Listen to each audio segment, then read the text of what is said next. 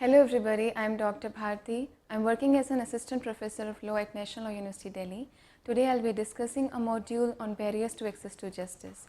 The objective of this module is to understand various barriers to access to justice, how it adversely affects the access to justice, and how is it adversely affecting the society at large. At last, we will also look into that how we can remove this barrier and secure access to justice to people. In the opening lines of the preamble to the Constitution of India, the sole power has been vested into the hands of we, the people of India, and have guaranteed to ourselves justice, social, economic and political. Justice within its ambit consists of many rights, the denial of which results into the violation of fundamental philosophy of the Constitution, which is to secure the right to the citizen. Access to justice is therefore a commitment to ensure that the people have a right to have their grievances redressed and a right to pursue their legal remedies, either in court proceeding or other informal proceeding, so as to ensure that the rights are protected. Impediments to access to justice. There are certain impediments to access to justice which, despite of having sufficient legislation for protection of right, debars a person from justice. Impediments to access to justice can broadly be categorized into two categories. Firstly, social and economic barrier, and secondly, legal barriers. To start with, we'll discuss social barriers. What are those social barriers which restrain a person from reaching the court of law and redressing their dispute and availing the justice which is their right? Social barriers are those impediments which arise by virtue of the social setting in which the person resides or has grown up or nurtured in. When the very society in which the person resides becomes the impediment in voicing his opinion, this leads to defeat of justice. India has always been a mix of two societies, India and Bharat. Bharat resides in villages which are heavily dominated by class politics and caste dynamics. Access to basic amenities are the biggest challenge of the days, which in turn resulted from the class divide. The rich grew richer, whereas the poor were oppressed and not given the basic amenities such as proper education, a healthy and balanced diet, as well as a way to enhance their skill so that they could grow as a human potential. It was on account of these systems that a feudalist society came into being.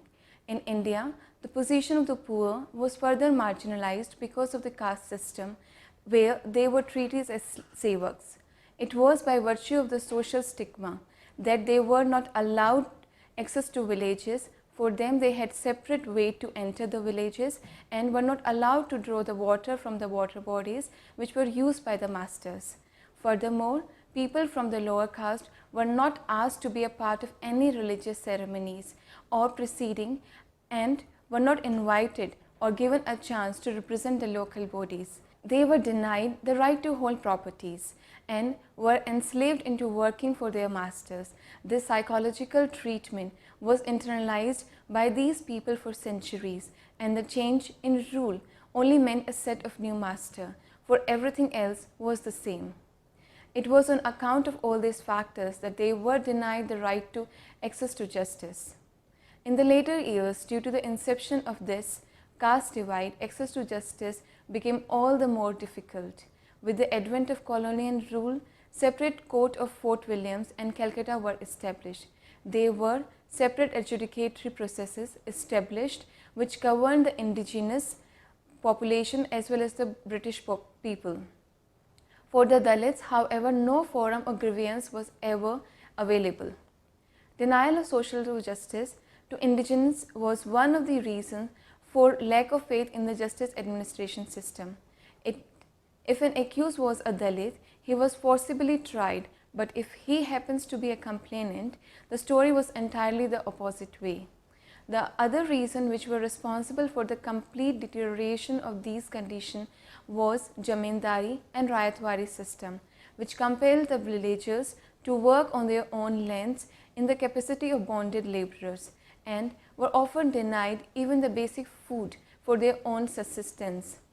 Multiplicity of taxes depending upon one's caste was another reason why they were heavily indebted and had to rely on the grants of their master and jamindars.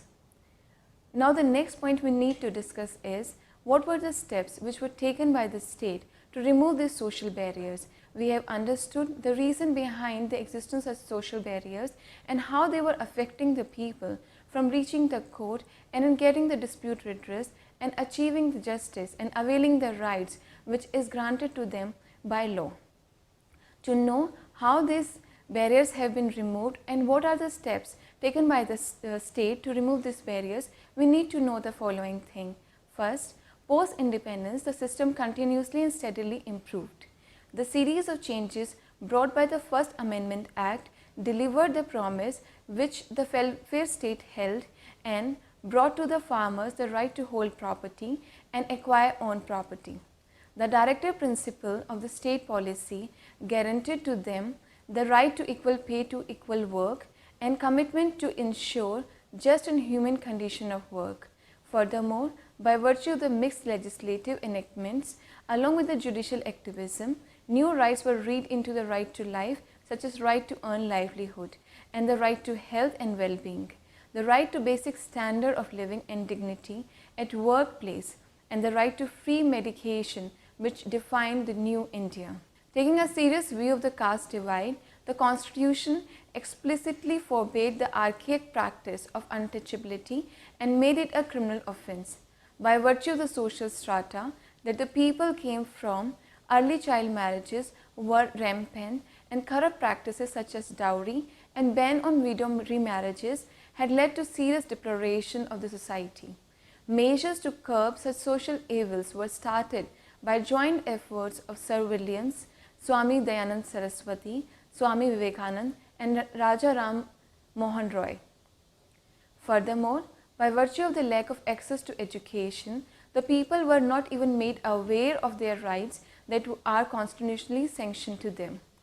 It is because of this lack of awareness brought about by dearth of primary education that most of the people are forced to live in the lives of labor and servitude.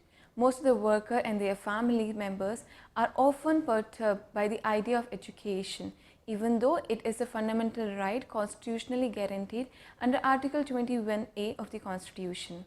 The conventional idea was to send the children to work so that they could earn money and support the family. A most glaring example of the effect of social divide is evidenced in the criminal codes. Safeguarding the protection of interests of people were duly incorporated under the Code of Criminal Procedure 1973. It is a fundamental tenet of the criminal law that every man is deemed to be innocent until he has been proved guilty. Provisions such as completion of investigation within sufficient time mentioned in the code itself were made to ensure that the person were not made to undergo the rigors of incarceration over and beyond the requisite period of detention authorized under the law. However, the present population and demographical analysis and under trial prison statistics shows that almost 75% of the under trials are those who belongs to the weaker section of the society and therefore have limited or no access to justice. Moreover, the acute problem of awareness has escalated this ratio to major proposition, which has further eroded the concept of access to justice. After understanding the social barriers, its impact on society and how it is adversely affecting the inter-society, we are moving ahead to know what are the economic barriers which act as a barrier to access to justice, how does they exist in our society and how they stop people from reaching court and getting their dispute redressed. Another very important impediment is the division of society due to economic factors. Access to justice has never been a problem for one who has access to all means and financially sound. Access to justice is a difficulty for someone who has no resource to financial resources and therefore had no resources to pursue legal remedies, assuming that he was in fact unaware about his rights. There were various informal modes of dispute resolution which were and are in existence in the country and have done a phenomenal role in bringing an end to the disputes, thereby bringing justice to the very doorstep of these litigants. Yet by virtue of the prevailing class divide and the all-pervasive domination coupled with the class politics and the blatant misuse of power, the poor are left remediless. Corruption has made the impact of economic barriers more grave. Various public offices work on corruption and bribery, thereby making access to justice a difficult and unachievable reality. Corruption has been internalized at all levels, from getting a copy of judgment to filing of an application or to pray for an adjournment. Corruption therefore is and continues to be one of the gravest hindrances in the administration of justice. Lack of awareness about informal mode of access of justice as well as about the ongoing work of the Legal Service Authorities Act is one of the major reasons that such impediments still exist. Furthermore, the lack of knowledge takes away the right of an indigent to make use of the beneficial provisions. In cases of criminal nature, the complainant or the aggrieved is mostly unrepresented, and his task is limited to that of a spectator after his testimony has been recorded by the court. Due to lack of awareness, indigents rarely file protest applications if the police decide to drop off all the charges against the accused. The lack of knowledge and awareness of the court proceeding as well as general fear of the court system create a gap between the poor and the state enforcement agencies. In various cases, the advocates which are engaged under the legal aid schemes are incompetent or do not spend sufficient time to adopt a responsibility towards the client assigned to them. After understanding various social and economic barriers and how they adversely affect the interests of people and act as the barriers to access justice, we will move ahead to understand what are the legal barriers to access to justice. In this segment, focus will be on the issues of barriers to access to justice which can be attributable to the system in which we operate. People are unable to obtain remedies because of the various reasons which may or may not be attributable to the society in which they live, but because of the system from which they seek justice. The problems are manifold. However, an attempt has been drawn to look at the justice dispensation problems from the viewpoint of three very crucial stakeholders, that is the litigant, court and the police. Existing lack of resources, mounting backlogs and mismanagement accounts for the biggest procedural causes of delay in the criminal justice system. Internal management system still has a very little or no reliance on computers and modern modes of communication. In the context of the court, the litigant has to bear long delays right from the stage of filing their complaint or plaints till the disposal of cases. One of such legal impediment to access to justice is related to service of notice. The problem which causes the maximum amount of delay is the service of notice to the other party. The system of process of issue, either through court or through dasti, causes major concern to the parties, right from the stage of identifying where the disputant lives to bringing their legal heirs on record in case of one or more of the parties are dead or have been incapacitated to contest any further. With specific reference to criminal adjudication, the process becomes even more tedious. In order to call a witness to depose his or her statement, thereby compelling a witness appearance before the court, elaborate procedure have been provided under the Code of Criminal Procedure 1973. At the time of recording of evidence, the presence of accused is mandatory unless otherwise provided under the provision of the Code of Criminal Procedure, which can exempt the personal appearance of the accused before the court. In other category of cases, unless and until following people are present, the witness cannot depose his statement, and these people are the judge, the accused, the public prosecutor and the defense counsel. And many times it becomes difficult to collect all these people at one point in time and get the statement of witness recorded, which causes further delay. More often than not, witness absent himself during the court proceeding either knowingly or otherwise. Sometimes because of the pendency proceeding, the witness changes his address, but when the case is called upon, the witness is no longer available at the address given by him at the time of investigation, and thereby the witness become untraceable. The very criminal procedure that initiate proceeding by first issuing summons and subsequently issue of a bailable and a non-bailable warrant before proclaiming the witness as an absconder and attaching his property or issuing a standing warrant against him. Another legal barrier which causes hindrance in the path of access to justice is related to police stations.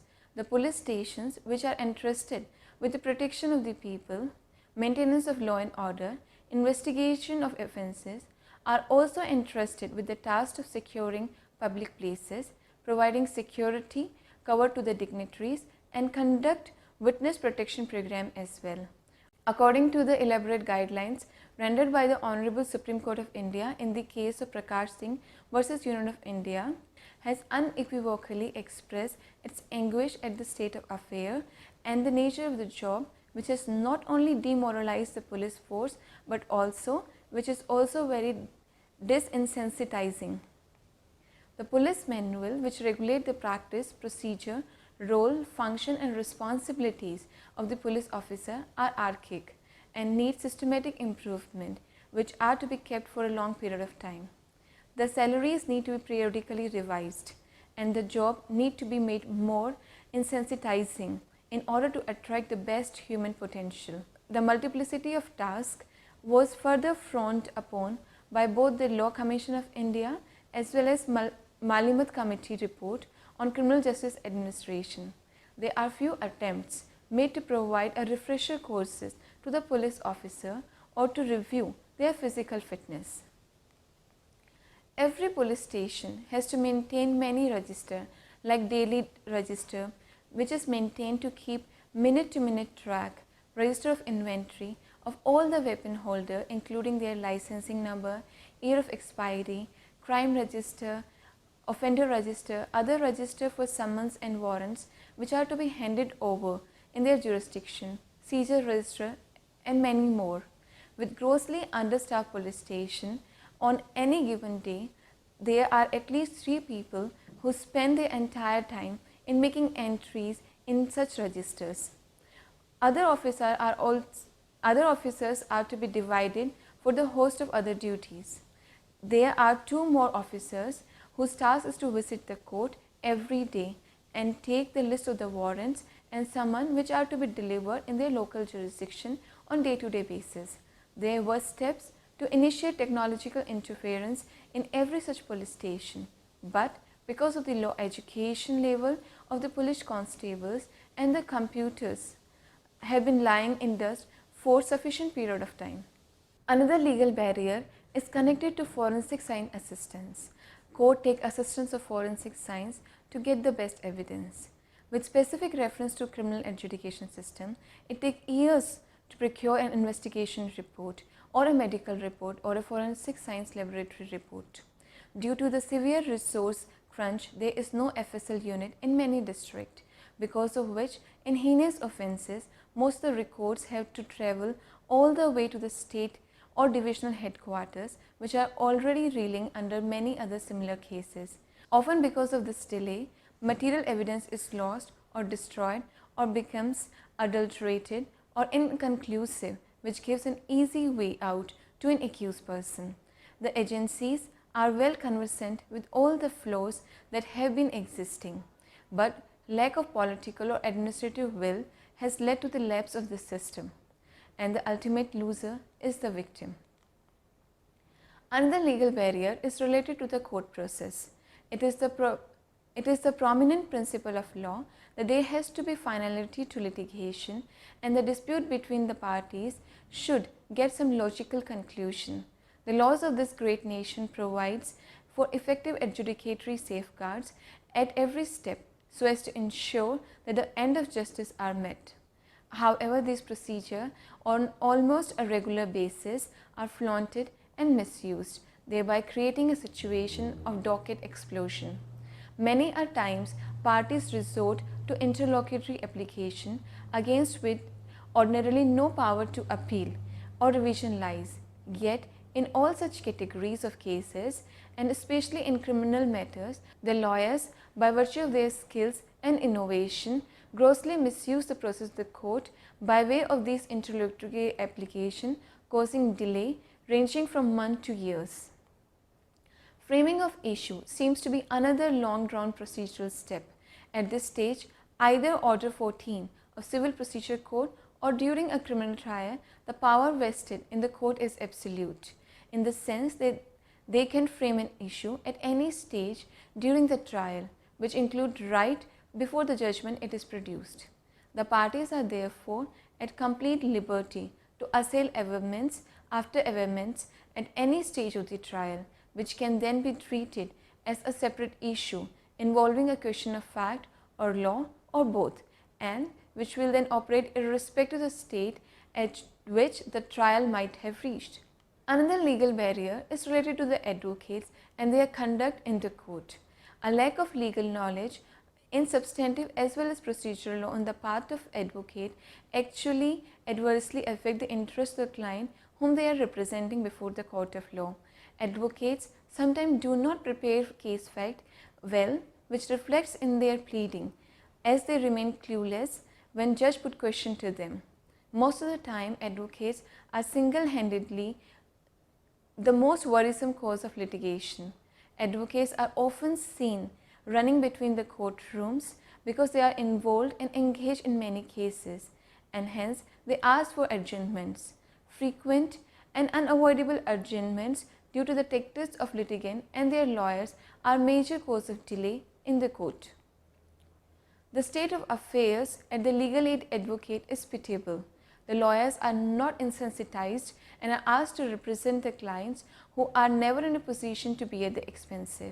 Huge number of such cases and a fewer number of advocates to represent their case before the court had made the constitutional commitment of providing free and compulsory legal aid very difficult, which has not only been provided in the Constitution of India but has also been time and again declared by the Honorable Supreme Court in many cases like Hussain Ara Khatun versus State. Now we need to understand that how these barriers can be removed, and if any step have been taken by the state, what are they and how they have actually helped the litigant in achieving the access to justice. Various schemes have been launched to ensure that justice is actually made available to people, with the inception and focus on the alternate mode of dispute resolution, and by taking recourse to the ancient form of dispute resolution such as Panchayata, Lok Adalat and Gram Nyayalas, a serious attempt have been made to eradicate the system of court pendency and backlog of cases. The Supreme Court of India has too, as a protector and guarantor of constitution provision, has repeatedly stressed that right to free and compulsory legal aid mentioned and provided under Article 39A is a serious commitment to ensure that justice is not only done but it is also manifestly seen to be done. In a series of cases, the Supreme Court of India has held that an attempt should be made to eliminate disputed right in its inception, so that poor families are saved from the ordeals of trial. Furthermore, through the formation of committee on the implementation of legal aid scheme and the subsequent enactment of the Legal Services Authorities Act 1987, lakhs of indigents have been brought closer to justice. Realizing the need to put an end to the instances of forced labor and bonded labor system, the Supreme Court of India, in the case of Bandhu Mukti Morcha versus Union of India, categorically exposited the right to a dignified life to all the workers who are in unorganized sector and have been physically and mentally exploited over the years. The legislature too has shown laudable attempt to preserve and restore the dignity of those who were known as Harijans and have been oppressed from centuries. The Prevention of Atrocities to SC/ST Act is a welcome change, along with the Prohibition of Untouchability Offence Act 1955. It provides for setting up a special court for cases falling under such acts. It also provides for special training and sensitization of officer and staff of such courts so that they could impart justice in the same spirit in which it is provided by the provision of such acts. With countless awareness programs being introduced through telephonic, electronic and print media, the people are being made aware about their rights and how to enforce a remedy in case there is any threat to such right. The Ministry of Law and Justice has also organized many campaigns, awareness programs to make people aware of their rights, and if their rights have been violated, how they can protect their rights and how they can secure access to justice. Furthermore, the government has also taken steps to educate people about the informal modes of dispute resolution, such as the pre-trial mediation, negotiation or judicial settlement. For petty trifles, reference to Lok Adalat and the Gram Panchayat has become a routine. The National Informatics Center is committed to bring about new technological advancement so as to eliminate the tedious number of visits of a litigant once his case has been listed. The police station too have started the digitalization drive to do away with the copious amount of paperwork involved in preparing 27 registers and to only focus on the task at hand and solving the crime. Despite of many steps taken by government to eradicate this social, economic and legal barrier, still there are many barriers which are standing in the path of access to justice. We are in need of increasing the number of legal aid advocates so that they could provide quality justice, so that they could provide quality assistance to the client assigned to them. There is also need of increasing in court numbers and the investigating agency staff. In addition to this, there is a need to work on the improvement of infrastructure.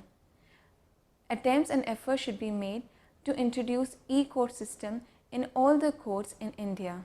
This is beneficial not only for the court working but also for the litigants and investigating agency, as it saves time and very easily accessible, and at the same time it preserves the data for a long time. So an attempt should be made to improve the existing infrastructure, and infrastructure which is litigant friendly should be provided, which will actually help in achieving the access to justice in a better way. In addition to all this, periodical training of judges, court staff, advocate and the police for updating their knowledge and sensitizing them towards the problem should be conducted on periodical basis. To conclude, I would like to say that lack of faith in the existing justice delivery system has led to social communities to take a firm step and form their own courts called Khap Panchayat, which resulted into large-scale human rights violation. A specific ethic code is to be abided by all the members of the society, or the sanction imposed has to be enforced against the erring member. Most of the laws are still openly flaunted, and access to justice remains a distant dream for most of such individuals. There are various ways in which access to justice is being achieved at every level, yet India is at a stage where it needs to carve out an effective and achievable policy which speeds up the process of dispensing of justice. Thank you.